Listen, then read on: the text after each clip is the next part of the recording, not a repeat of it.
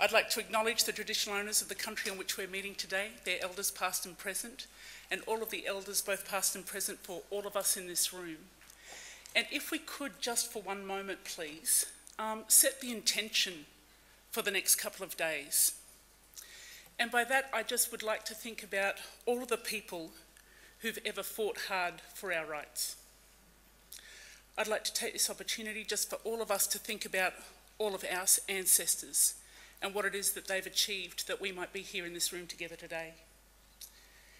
And I'd like to think just a little bit about all the future generations who are going to look back at this very point in history and think about all of the great gifts that we have to offer each other and the rest of the world and to our future generations, and that we have a continuing culture and connection to our countries, and that we will never, ever, ever let that go.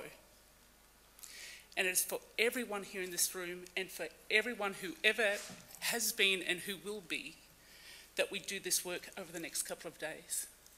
So if we can just take a little moment for reflection, please. Today we are heading to the history of advocacy evolution, and over these 3 days we start a new chapter, a new direction that redefines the representation of Aboriginal and Torres Strait Islander peoples.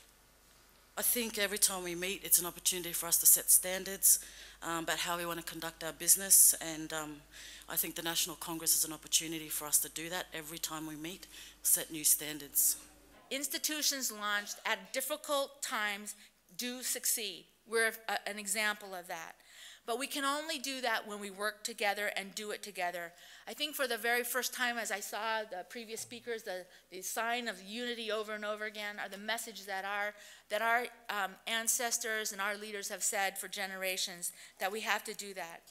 I know it's a difficult time for you in Australia. I know that you're dealing with the same very challenging decisions about how does this structure going to survive the years that it needs to be. All I can say is just do it. You will make the changes that you need to make when the time comes.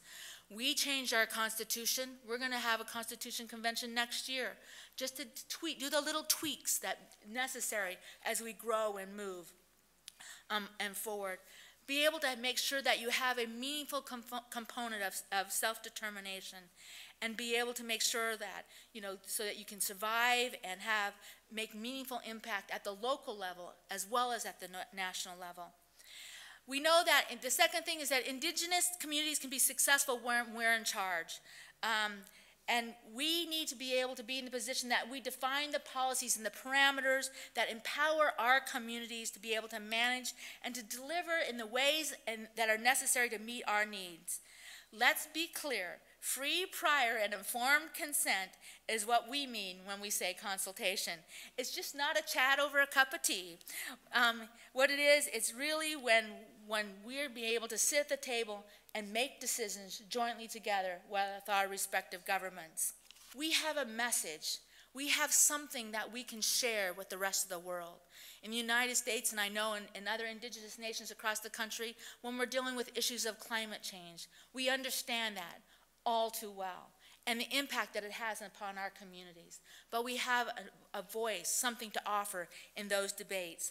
And so as unified Indigenous peoples, we can collaborate around those voices. We can lead by our cultures and our people to be the stewards and manage our resources in the way that our Creator intended, and to be sustained for the next 7 generations.